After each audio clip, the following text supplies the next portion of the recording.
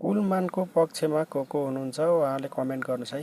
किनकि कुलमानलाई हटाइएको छ, उहाँले आफ्नो देशको लागि धेरै राम्रो गर्नुभयो। किनकि त्यत्रो 17-18 घन्टा लोड सेडिङ हुन्थ्यो, त्यो पनि उहाँले अन्त्य गरिदिनु भएको थियो। र आज आएर यो हाम्रो केपी ओली सरकारले किन हटाउनु भयो र उहाँलाई किन हटाइएको हो भन्ने जवाब चाहिँ यो केपी ओली सरकारले दिनु पर्यो। र भोलि गएर लोड सेडिङ यदि भइहालेको खण्डमा चाहिँ जनताले चाहिँ मेन चाहिँ यो केपी ओलीलाई चाहिँ छोड्ने छैन, केपी ओली सरकारलाई।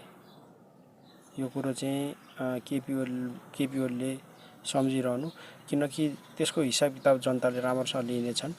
त्यस कारणले गर्दाखेरि जो हाम्रो कुलमानको पक्षमा हुनुहुन्छ उहाँले कमेन्ट गर्नुहोस् है र सरकारलाई दबाब दिनुहोस्। त्यस कारणले गर्दाखेरि यो भिडियोलाई जतिसक्दो सेयर अनि कमेन्ट अनि त्यसपछि यो जुन केपी ओलीसँग पुऱ्याइदिनु हुन अनुरोध गर्दछु है। हजुरहरूले यति सहयोग गरिदिनु होला।